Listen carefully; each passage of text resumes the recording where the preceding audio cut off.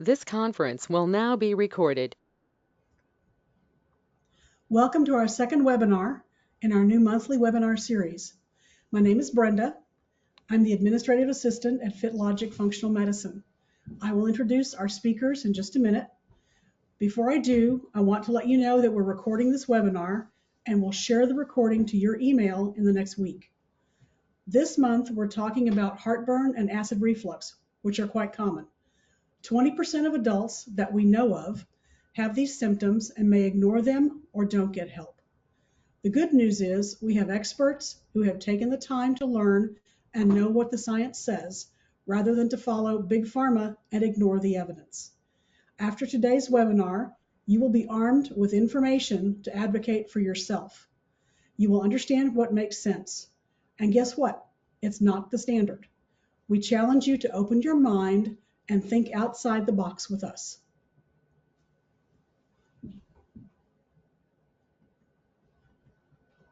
We have two speakers today. Our first speaker is Cecily Eckert, functional nutritionist with expertise in gut health and autoimmunity.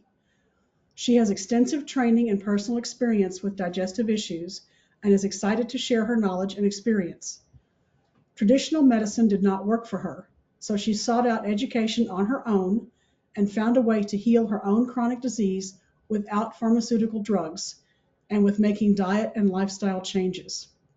She's very excited to discuss heartburn and acid reflux with you today, as these are two of the most common symptoms when addressed inappropriately or not addressed at all that may lead to much bigger health issues. Our second speaker is Megan Miller, owner and founder of FitLogic Functional Medicine, nurse practitioner and hormone expert. Megan has extensive postgraduate training in preventative and functional medicine and is certified in advanced bioidentical hormone therapy replacement, HeartMath, and mind-body medicine. She will discuss the way that stress affects our gut, and you will leave this webinar with something free that you can start doing right away to improve your gut health and overall health. We will take questions for 10 minutes after the webinar. However, if you have questions during the presentation, you can type them in the chat and we will answer them at the end. Okay, let's get started.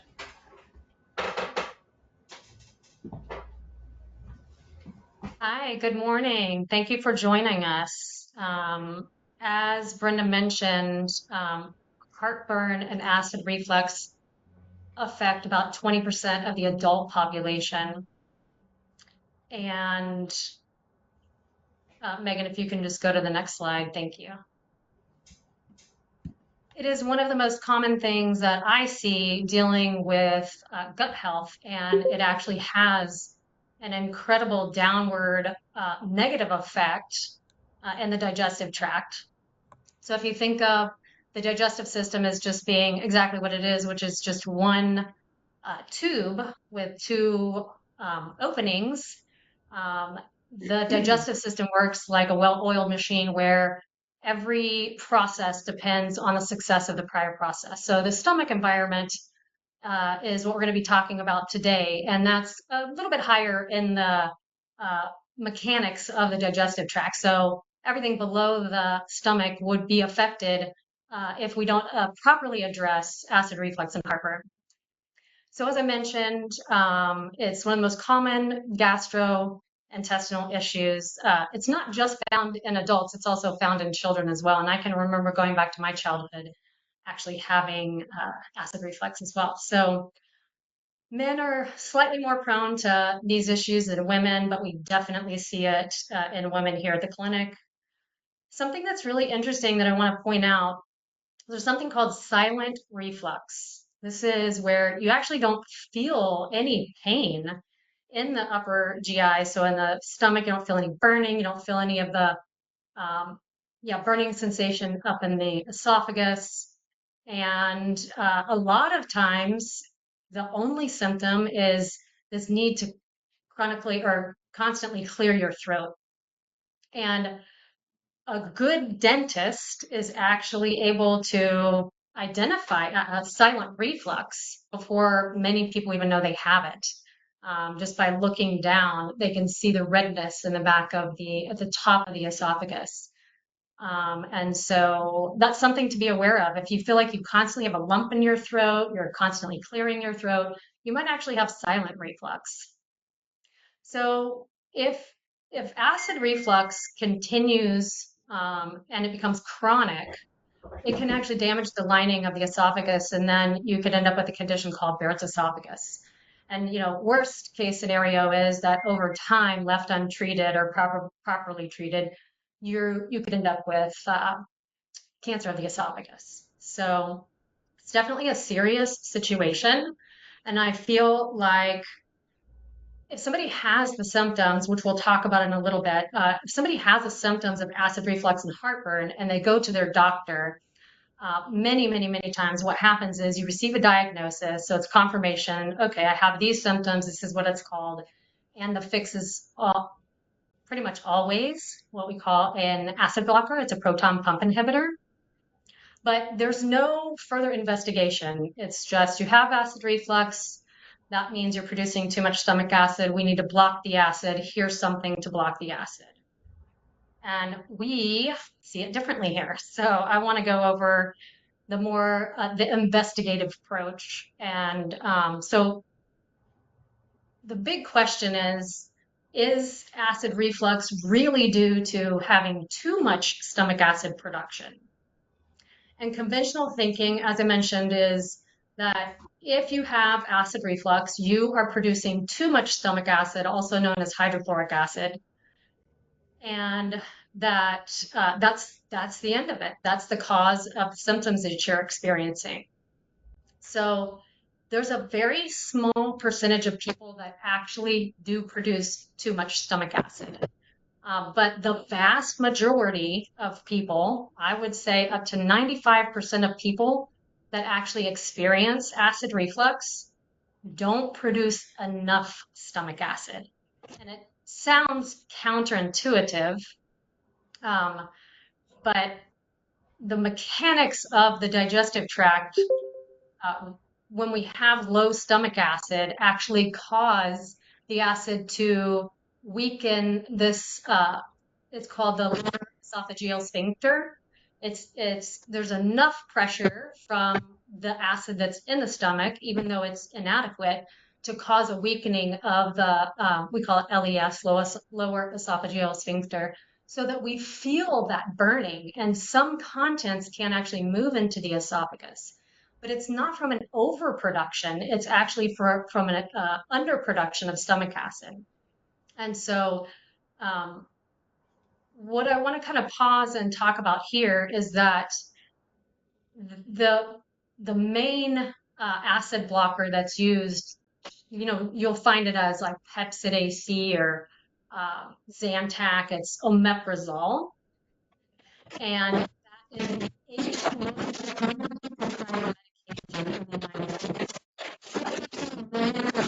of people that are taking an acid blocker for something that might actually be causing more harm than good.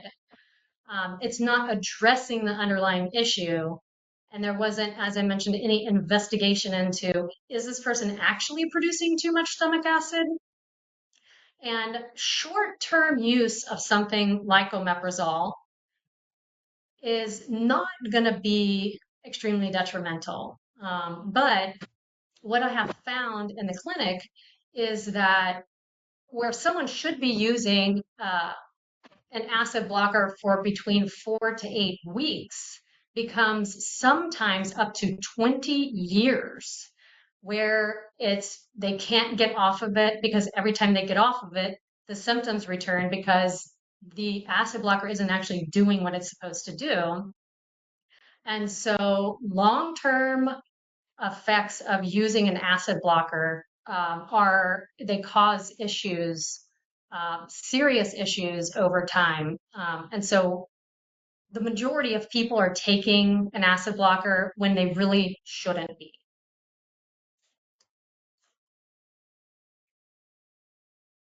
And yeah, thank you, Megan. Okay, so if If the worry is we create too much acid, but the problem really is we don't create enough, what does hydrochloric acid do for us? That's the big question. So if you're taking an acid blocker and it's blocking production, adequate production of hydrochloric acid, how do we lose out? Well, hydrochloric acid actually protects us. It's our first line of defense against pathogens that come in through consumption of food and water. Our agricultural system cannot be sterile. And so anything that we put into the body, we run the risk of having an overgrowth of different types of organisms on our food or even in our water that can then make it into the digestive tract. But if we produce enough hydrochloric acid, we increase our ability to be able to handle those pathogens that come in. Hydrochloric acid breaks down food. So it has an impact on breaking down all three macronutrients, protein, carbohydrates, which include starches and plant fibers, so think vegetables and fruits, and then also fats. So hydrochloric acid, mostly as far as macronutrients is concerned, break down proteins. But it activates and signals the release of digestive enzymes from the pancreas and also bile to be able to really work on breaking down every single nutrient that we take in. Many of us put a lot of time and effort into choosing the right foods. We don't want to just consume those foods and not worry. We want to actually make sure that we fully break those down. That is where we get cellular energy from. So we want to make sure that you produce enough hydrochloric acid to properly break down those foods. And I won't go into it, but this definitely has an impact on the development of food intolerances and autoimmunity as well, if we don't break our food down properly. It actually helps the body absorb B12. It actually ionizes minerals like calcium, iron, magnesium, and zinc so that they can all be used in the body. And then the other really important thing is that it creates the optimal pH in the stomach. And we're going to get into this in a minute, but if the pH in the stomach is off, it's off in the small intestine, it's off in the large intestine. And the small intestine is where the majority of our absorption happens. So if the pH is off in that environment, it lends itself to an overgrowth of bacteria in that environment, affecting proper absorption. So using a blocking agent to block hydrochloric acid can be very harmful, not just for the digestive tract, for breaking down food, getting energy, but also systemically, kind of outside of the digestive tract. So what actually causes low stomach acid production? Well, aging definitely has a part to play here, but so by the time we're in our 30s, our stomach acid production just slowly starts to decline. It's nothing rapid unless some of these other factors here are at play. So by the time we reach 30, that stomach acid production slowly starts to decline. And then as we continue to age, we'll see that decline get greater and greater. I'm going to come back to Helicobacter pylori infection because that's where we see the most problems. Gastric bypass surgery is a big one too.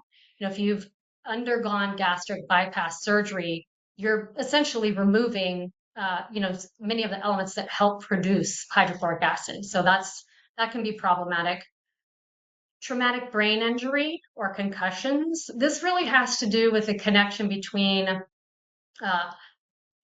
the gut and the brain via the vagus nerve, where if you have a traumatic brain injury or concussion, it's going to affect kind of the signaling from the gut to the brain, and the brain, helping in the chemical processes that need to take place in order for hydrochloric acid production to be optimal. Hypothyroidism, medications, birth control, smoking, alcohol, a poor diet. Think about the fact that anything that we put into our body has an effect on the body. And that's the same case here with low stomach acid production. But I really want to focus on stress and H. pylori, Helicobacter pylori today. So what is Helicobacter pylori? I mean, we're going to call it H. pylori. That's what it's called for short, just for the sake of, ease here. But it is a very, very common bacteria that's actually found in the stomach. It is found to be overgrown in about 50% of the population. Not everyone has symptoms associated with an overgrowth of H. pylori. It is a bacteria that has a little corkscrew rear end that burrows itself into the lining of the stomach. And it actually excretes an enzyme that lowers stomach acid production. Organisms are trying constantly to create an environment in which they can thrive. So it's very helpful for them. They excrete this enzyme, it lowers stomach acid, provides a cushy environment for the bacterial community to overgrow. And this bacteria, that enzyme that's secreted by the bacteria, actually impairs parietal cells, which are the cells in the stomach lining that release hydrochloric acid, excuse me. So it is, like I said, not always it's almost never the first thing that people think about if they have acid reflux or heartburn. But again, in the clinic, we see this all the time where because we run really comprehensive tests, somebody that comes in with the symptoms associated with acid reflux, many, many, many times, they have an overgrowth of this bacteria.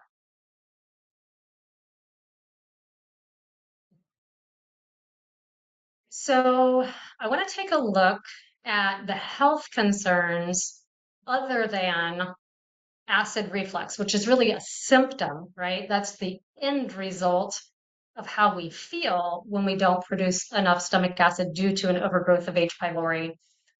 But H. pylori, as I mentioned, we're going to kind of start at the top here and work our way down and over to the left. So as I mentioned, these parietal cells, which are the cells that release hydrochloric acid, are impaired due to Helicobacter pylori. And so when we see a reduction in hydrochloric acid, we'll see also a negative impact on our ability to absorb iron and B12 and calcium, which puts us in a state of anemia or malnutrition and even with bone health issues. But beyond that, we also see, as we see a reduction in hydrochloric acid, we are more prone to having or developing what's known as small intestinal bacterial overgrowth, or SIBO. And the reason that this occurs, I kind of alluded to it a few minutes ago, but when the pH is off in the stomach, it should be about 1.5 to 2 in the stomach. It is obviously the most acidic environment in the digestive tract because it is that protective mechanism for us against pathogens. But what happens is through the digestive process, we have this highly acidic environment. As the contents in the stomach are ready to be dumped into the small intestine, our body actually releases bicarbonate that makes that content much less acidic so that it can go into a more alkaline environment that's found in the small intestines. If the pH is already not acidic enough and it's moving those contents into the small intestine, we have an environment that, we don't want it to be acidic in the small intestine, certainly not to the degree that the stomach is, but we need it to be a relatively sterile environment. The amount of the number and diversity of bacteria that reside in the small intestines is vastly different from that is residing in the large intestines. So we want kind of a pristine environment in the small intestines, but when we don't have the right pH, it can actually allow for the overgrowth of bacteria that don't belong in the small intestines. it's a little more, there's some other nuances that kind of go along with this. Constipation is one. Which by the way, we do see an increase in constipation with people that don't produce enough stomach acid. So it's basically, you've got a couple of factors usually that are and working towards the development of small intestinal bacterial overgrowth. And then just to add to that, if we don't have enough stomach acid to kill off pathogens or overgrown bacteria in the stomach, they can take up residence in the small intestines. And SIBO is going to cause a lot of other issues. I'm sorry, Megan, can you go back just one more time? And then that, the stomach acid production being low will also mean that the diversity in our microbiome, that collection of bacteria in the large intestines will also decline as well. H. pylori does have a negative effect on our vascular endothelium. That's the layer of our veins, our arteries, our capillaries that's protective in nature. H. pylori creates toxins that can create inflammation and cause damage, that can lead to cardiovascular risk. And then, in the end, this bacteria can also play a role in the development of gastric cancer as well. And the antibody molecular mimicry, just put that in kind of for fun, but it can actually cause some issues. Those toxins associated with H. pylori can become problematic and cause problems with the gastric lining, the pancreas, as we talked about, the cardiovascular system. And then these can trigger autoimmune reactions as well. So just having acid reflux, as you can see, if you're not looking at H. pylori, you're running the risk of having a lot of potential health issues here that could have been avoided if there was some investigation into why you experience acid reflux to begin with. Okay, I'm ready. So what are the symptoms of an H. pylori overgrowth? So acid reflux and heartburn, obvious ones. We just talked about that. A feeling of heaviness that comes after having protein. I think this is important to just pause and talk about this because that hydrochloric acid, remember we talked about, it is really helping to break down protein.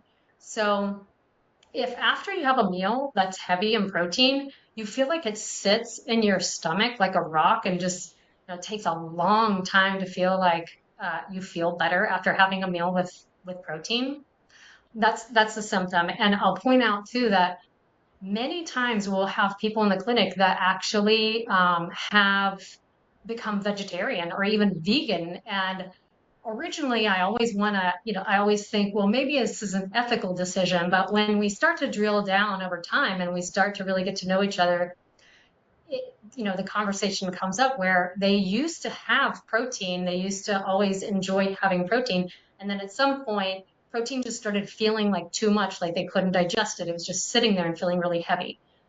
So not all vegans and vegetarians choose that route for just because they want to. A lot of them remove that food from their diet because they can't really, they feel terrible after they have it. And that's definitely a sign of an H. pylori overgrowth. Bloating, the most common one other than acid reflux and heartburn is when you have pain at the mid-sternum point and a feeling of like a burning feeling in your stomach, nausea and vomiting, which generally can come hand in hand with acid reflux and heartburn. Loss of appetite, and then, as we talked about, this constant need to clear the throat. So if we're talking about trying to figure out why somebody has acid reflux as opposed to just blocking acid, there are 4 things that we can do to figure out if you have an overgrowth of H. pylori. The first one, which is the one that we absolutely prefer, is a stool test. Comprehensive stool test identifies and quantifies the presence of H. pylori. A breath test, many doctors will run a breath test for H. pylori. It's really the least reliable source to be able to identify if you have an overgrowth. Endoscopy is the most invasive, but this is a procedure where a GI specialist will go in with a tiny little tube that has a camera. They're going to be looking in the stomach for signs of overacid production. That's gastritis. So it's looking for inflammation and ulcers inside the stomach. And they'll do a biopsy usually when they're in there and then test for H. pylori.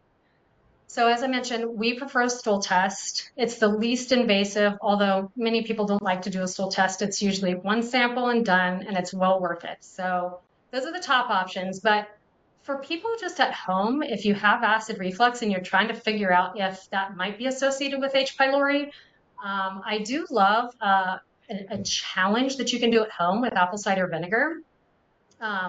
It's kind of like the step before jumping into a stool test. And that's where you just get 2 tablespoons of apple cider vinegar. You mix it into about 4 to 6 ounces of water, and you drink that. You don't want to shoot it like all at once, but drink it over the course of maybe 5 minutes. And if you feel absolutely nothing, then it's less likely that you have an overgrowth of H. pylori. If you do feel like an increase in like lots of burping or heartburn, any discomfort whatsoever, it's generally a good indication that the stool test might be right for you. So just wanted to mention that because that is something that you can do at home before, like I said, you jump into any of the other test options. All right, Megan. Okay, so how do we increase hydrochloric acid for optimal health?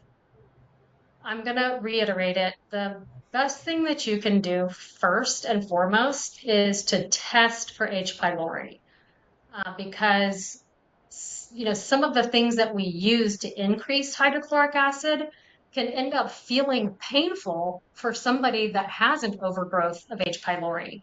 One of the things that I use here, it's probably one of the least expensive things, one of the least expensive supplements here in the clinic is called, it's hydrochloric acid. It's low dose hydrochloric acid. And the problem with just jumping in with hydrochloric acid is that if you have an overgrowth of H. pylori, remember we talked about the fact that that bacteria has a little corkscrew rear end. It's burrowing itself into the lining of the stomach. So imagine that at every point that it's burrowed into the lining of the stomach, it might be a point of irritation so that if we bring hydrochloric acid in, it will be kind of like putting salt on a wound. So it could create more pain than comfort for sure. So always want to test for H. pylori before you supplement with anything. So if you test positive for higher levels of H. pylori, you would want to address that overgrowth. And as we know, so conventional treatments are going to be rounds of antibiotics usually, sometimes 2 and 3 rounds of antibiotics. And we actually use probiotics or what's called postbiotics to be able to use a more natural method. We tend towards using a particular probiotic that the only thing that it's been found to bind to is H. pylori. So it's as if nature created, the perfect antidote for this overgrowth of H. pylori. And using antibiotics to treat H. pylori can obviously cause, more issues from a microbiome perspective that in the end could end up causing that H. pylori to, come back and run rampant or create other issues that you didn't have initially. So acid blockers provide relief, but long-term use creates long-term issues, just kind of what I've been trying to reinforce here. So I do encourage anybody that has acid reflux or heartburn to try to get to the bottom, to figure out all the contributing factors for those symptoms. And so working with a practitioner that understands that acid blockers are not always the answer is going to be paramount in helping reduce those symptoms for you. And then kind of as I just mentioned, I skipped I skipped ahead. There are certain circumstances where supplementation of hydrochloric acid would be beneficial, but it's definitely not something that you want to jump into right away. I would prefer that somebody have an H. pylori test just for the sake of not causing more discomfort than is necessary. And on that slide we talked about a few minutes ago about the what causes low stomach acid. I just want to go back to, I've mentioned we're going to talk about H. pylori and stress. Those are two focuses here. So stress is, it has the ability to lower stomach acid that then allows for the overgrowth of H. pylori. And so I'm going to have Megan talk about how stress impacts digestion, but also, how can we can't get rid of stress in our lives, but we can have tools that help us release stress from the body. So I'm going to turn it over to Megan now. Thank you, Cecily. Just making sure you can hear me. Can you hear me, Cecily? Yeah. Okay. All right. So I am going to talk about the main contributor to all of our ailments, how it affects gut health and digestion, just touch on that a little bit, and then what we can do about it, and give you some things that you can start doing today. And at the end, we're going to do just a small, short breathing and meditation demonstration. So 80% of everybody's visit to a primary care provider is, can anybody guess? I bet you can. Here's some clues. If this looks familiar to you, it is definitely stress. So stress, as Cecily said, can slow down digestion, keep food in your stomach longer, and it can be a trigger for heartburn and lead to other problems. There is a difference between stress and stressors. So stressors, we ask people about those a lot. Those are things that cause stress. It can be physical and or psychological, and they could be real or perceived. And stress is your body's reaction and your mind's reaction to the stressors. This can be a physical reaction, and it can also very much be psychological. I don't know if this analogy sounds familiar to any of you either, or anybody that you know, or maybe how you used to feel, I don't know, 10 years ago. But walking on a tightrope and just kind of waiting for something to knock you off balance where you're gonna fall. You don't know what's coming next. You don't know what's coming at you. We see a lot of anxiety as well, and just feeling off balance. Or maybe you feel like you're just being pulled in different directions and you're just hanging on by a thread and you're just hoping and praying that thread holds you up. What we can learn though is we can learn from kids. No, they're not always happy and they can cause us stress as well. But we're going to come back to that in a minute. I also want to talk about perceived stress. And really think about this. It doesn't mean that it's all in your head, but the perceived stress, the amount of stress that you think you are under, that is way more important than the actual stress itself. And how stressed you feel impacts your health significantly. Of course, it affects the gut health. I mean, there's so many more things that are not listed on this slide, but the function of your thyroid and other hormones, your immune function, brain, heart health, and what you think becomes your reality.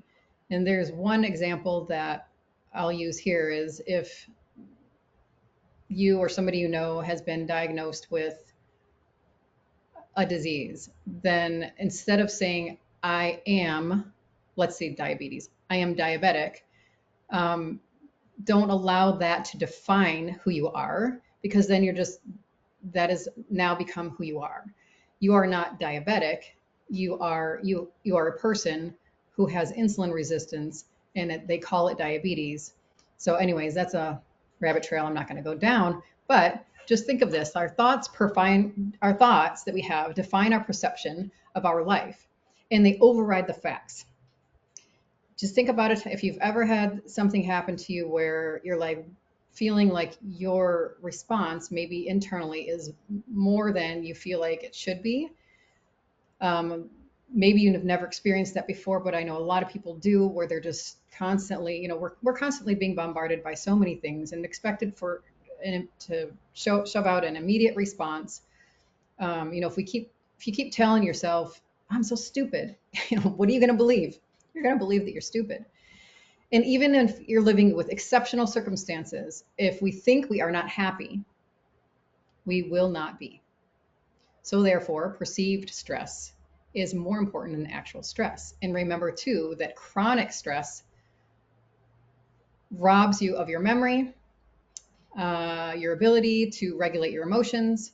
It can suppress the immune system, raise the risk of infection, it actually even can lead to the release of histamine, triggering asthma attacks, increase the risk for diabetes because it alters your body's need for insulin. And of course, it can lead to peptic ulcers and many other digestive system problems. If you define yourself as a person who is always stressed, then that's who you are.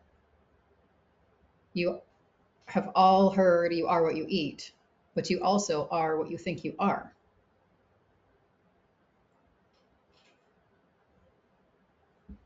I'm not telling you anything that you don't know. I know about stress. We all know that stress can really literally kill us, right?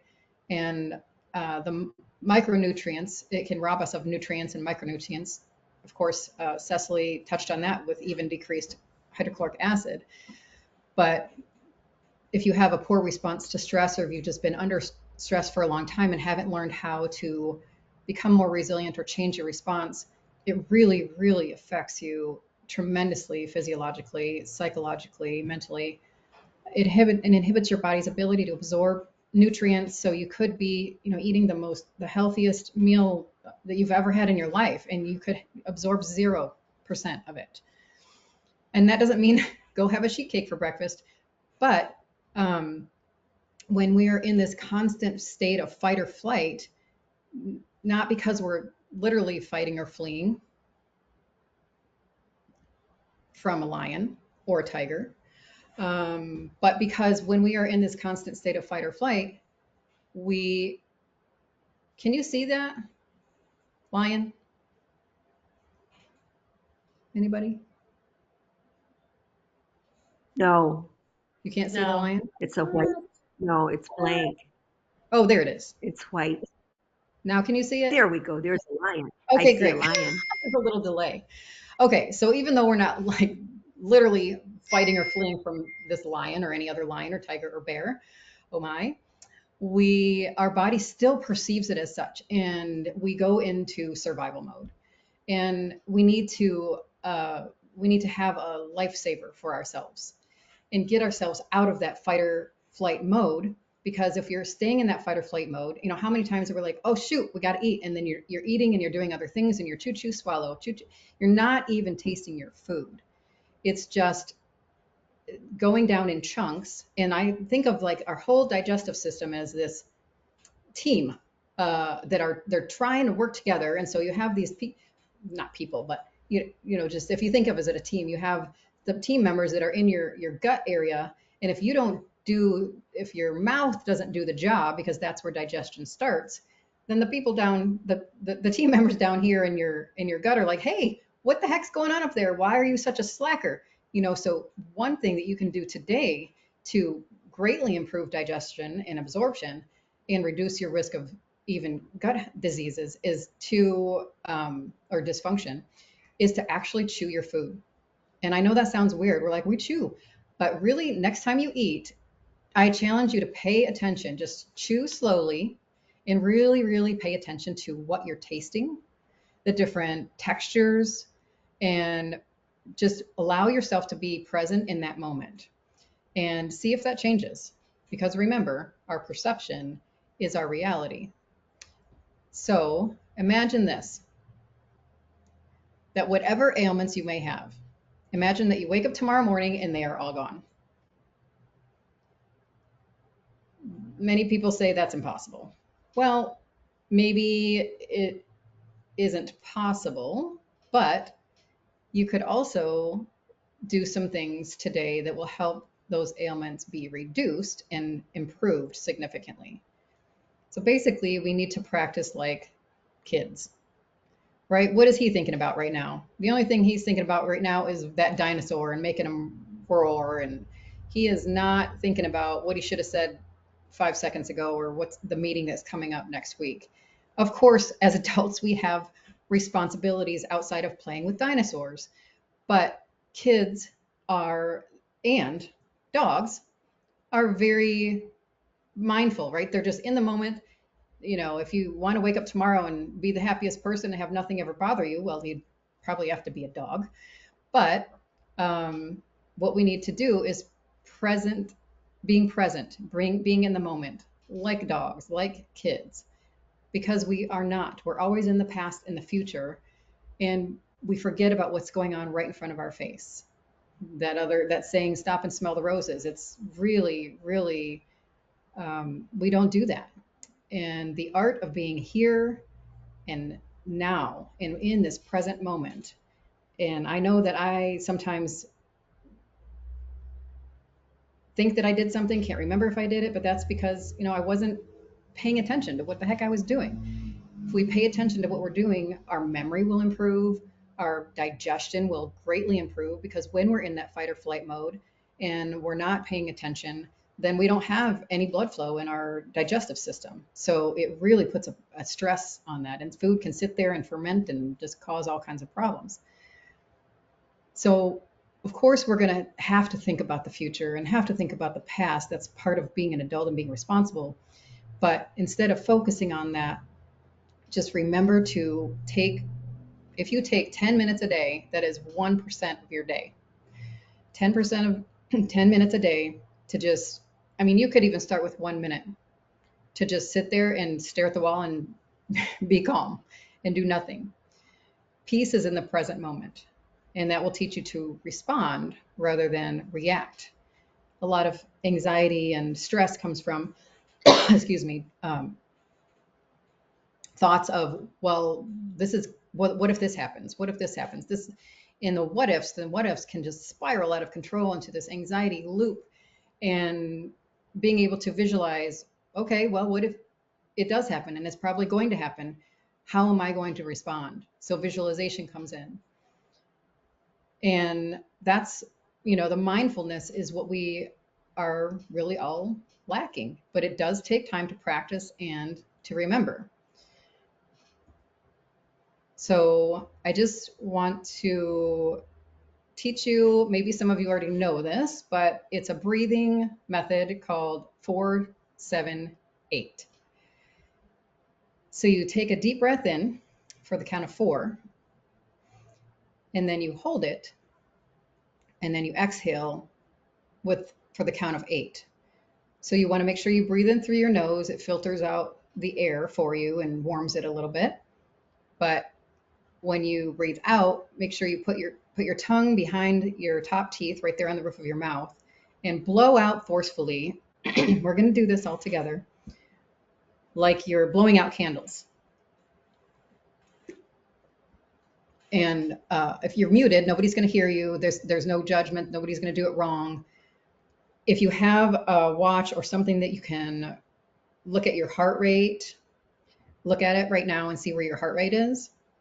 Hopefully it's calm and you're not nervous about anything. But you can try this again when you are feeling more nervous or your heart rate is higher, your blood pressure. I've used this method to lower blood pressure significantly without medication. So I'm going to go ahead and walk you all through this. If you would humor me and breathe with me. Okay, so we're going to take a breath in for the count of 4. Here we go. Breathe in, 2, 3, 4. Hold, 2, 3, 4, 5, 6, 7. Blow out, 2, 3, 4, 5, 6, 7, 8. In, 2, 3, 4. Hold, 2, 3, 4, 5, 6, 7. Out. 5, 6, 7, 8. In, 2, 3, 4. Hold, 2, 3, 4, 5, 6, 7. Blow out. 2, 3, 4, 5, 6, 7, 8. That was 4 rounds. It was probably not even a minute. I don't know if anybody actually did it, but if you didn't, there's videos you can find for the 4-7-8 breathing. Andrew Weil, I think he's an integrative medicine doctor, and he does videos on it. He kind of looks like Santa Claus. So if that helps you. And then we're going to do one more thing. I'm going to let you watch the fishies. Meditation. If you're new to it, you've never done it, there's not a wrong way. A lot of people think, well, I don't think I'm doing it right, or I can't stop my brain. I can't just shut off my brain. I can't just sit there and, have no thoughts. Of course not. That's not reality. So I'm going to lead you through a guided meditation. If you have thoughts that come through, that's okay. Don't block them, because that's negative energy. Allow them to come in, see them like in a balloon, and they just float away, because don't worry, they'll come back. So you don't have to hold on to them. Just let them go. Just let them come in, let them go out, let them come in, let them go out. And just do this short practice of meditation. So if you're sitting, sit in a chair, ideally with a back rest, so you can sit up straight, or without the back rest, sit up straight with your feet on the floor. You can lie down if you'd like to do that. There's no right or wrong way, no set amount of time, no correct things to feel, no rules about how you have to sit or where you have to do it. A lot of meditation teachers teach to sit up straight so that you don't fall asleep, because you can fall asleep. You probably won't with this one, but especially if you're just exhausted and you're giving your body, a minute to relax and check out. So all that matters is that if you really want to massively improve your life, you can make time to do it. 1 minute a day. Start with 1 minute, go to 2 minutes, increase, making it a habit. So once you start and you create a habit, you will crave it, and your entire life will change. You will respond better to people, you will respond better to things, and it will be a subtle change. Something will happen and you'll think, oh my goodness, I would have normally had a much worse reaction than I just had.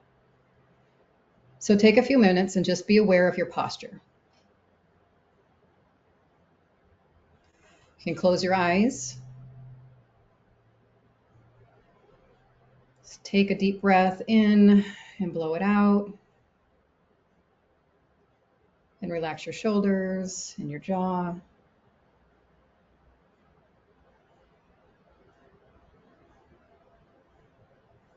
Be very aware of your posture. This just helps you remain more relaxed and more alert. And then begin by asking yourself, how is my mind and how is my body right now?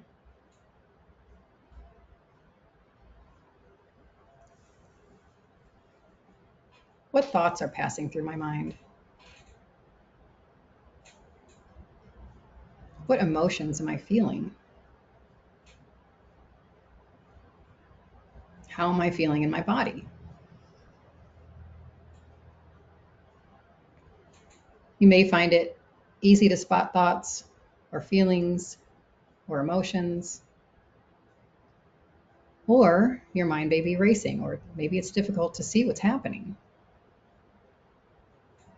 Maybe this is very difficult for you, but whatever's going on, take some time and give yourself permission to just be present.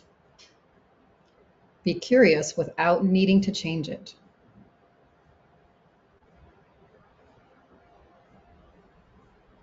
Now bring your attention to your breath. Put your hand on your belly. Feel it and fall. Feel the air in your nostrils as it flows in and down into your chest and your abdomen. Listen to the breath as it comes in through your nose. Feel it as it goes into the back of your throat. This is one thing that we are always doing, breathing. Something that you can always, always come back to is your breath. It's like a reset. And if your mind wanders, that's okay. Let that thought come in and let it float out. And then bring your focus back to your breathing. Make a conscious choice to expand your awareness. Feel your body as a whole. And maybe ask yourself, again, how is my mind? And how is my body? And allow yourself to accept whatever the answer is without needing to change it.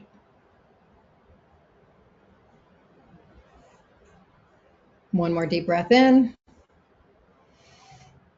and all the way out. And if your eyes were closed, please open them. And if you looked at your heart rate, just see if it's different now.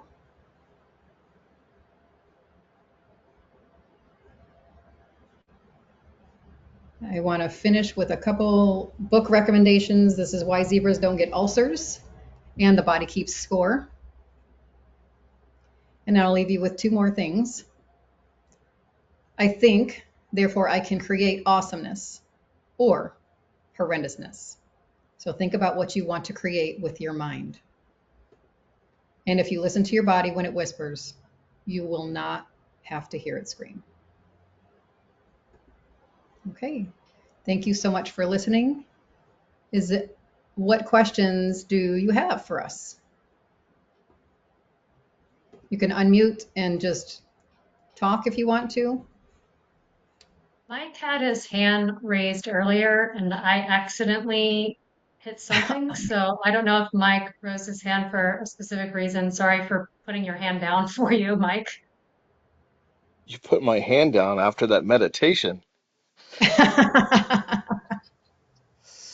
That was great. I just had a quick question about apple cider vinegar, and you were saying to keep the acid level at a normal level. Is apple cider vinegar recommended daily? And if so, how many times? Yeah, that's a great question. A lot of people do use apple cider vinegar. Really, if you tolerate apple cider vinegar, there's no harm in taking apple cider vinegar as frequently as you have been. If you've never done it, then that's a different story. And just the 2 tablespoons once one time only kind of thing, and 4 to 6 ounces of water. It's really trying to help you figure out if you might have an overgrowth of H. pylori. But apple cider vinegar does work in a little bit of a different way than hydrochloric acid. It is stimulating digestion, but not stimulating the release of hydrochloric acid, if that makes sense. So I wouldn't necessarily use apple cider vinegar in place of trying to figure out or hydrochloric acid, and if you need a stool test, um, it's more it would be indicative of if the problem were more stress related. That's why or food related. Some people have they only get acid reflux whenever they eat spicy foods. Um, so there's nothing wrong with using apple cider vinegar. If you already use it and it's never been a problem for you, it's actually beneficial. But if you've never used it, then I would caution you on using it too much, especially at like the very first time. That challenge is really like this one-time thing to determine how you feel. If you feel terrible after you have it, then you want to get in touch with somebody that can run a stool test for you and evaluate if you have an overgrowth of H. pylori. Does that answer your question, Mike? Yes, thank you. I appreciate it. And the dentist definitely doesn't like the apple cider vinegar, so that's why I That's switched over true. to the pills. Well, I know people that just do straight apple cider vinegar. That's a whole other ballgame, right? If you're diluting it, it isn't quite as harsh in the mouth environment. But yes, you're right. The dentist wouldn't recommend that. Perfect. Thank you. And Great, great sure. webinar. Thanks, Mike. Thank What, you. any other questions? What other questions do you all have? Diane has her hand up. Diane, you want to unmute? I had my hand up because I liked something you said. So Oh, nice. anyway, it was, yeah, yeah. And so I was just kind of giving you a thumbs up, I Five. guess. Do you High remember what it was five. that you said? I do. But I do my apple cider vinegar. I haven't lately, but I've done like 2 teaspoons in 8 ounces of water 4 times a day. It just tells me be mindful about what I'm eating. And I had read that in the Yeah. Vermont folk medicine. So is that okay to do? Because I've been doing it. Yeah. Like I said, if you tolerate it, then that's an indication there's no issues. Like Mike said, I mean, if your dentist tells you otherwise, but you're diluting it, so I feel good about that. Um, one, Not asking the I dentist. yeah, one thing that I just want to say is that this idea around pausing, releasing stress, meditation, for digestive health, the one tip that I could give, if it's at all possible for your households, is before you eat, even if you can only do it, briefly, like take a deep breath, pause before you sit down to have your meal, and that's a great time to be mindful. Just like leaving behind the stressors of the day, deep breaths before taking your first bite. And one thing that I really love for dinner time is we have a candle on the table. You light the candle, and it's great for ambiance, but it is also very calming, and it's a signal to actually slow down. Like, I light this candle, it's time for me to relax into my meal. And then digestion is so much easier when you're relaxed. So I just wanted to throw that out there. But are there other questions?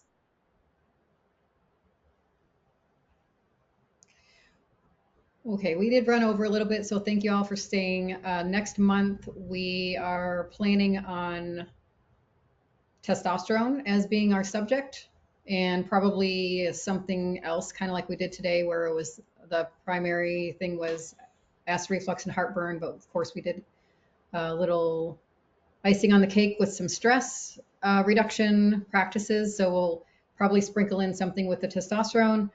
Of course, if anybody ever has any suggestions, we definitely are taking them. We are doing these webinars every month, the last Thursday of every month at 11:30. If that changes, we will let y'all know. But as of now, the next one will be July 25th at 11:30. Thank y'all for joining. See you next time. Thank y'all.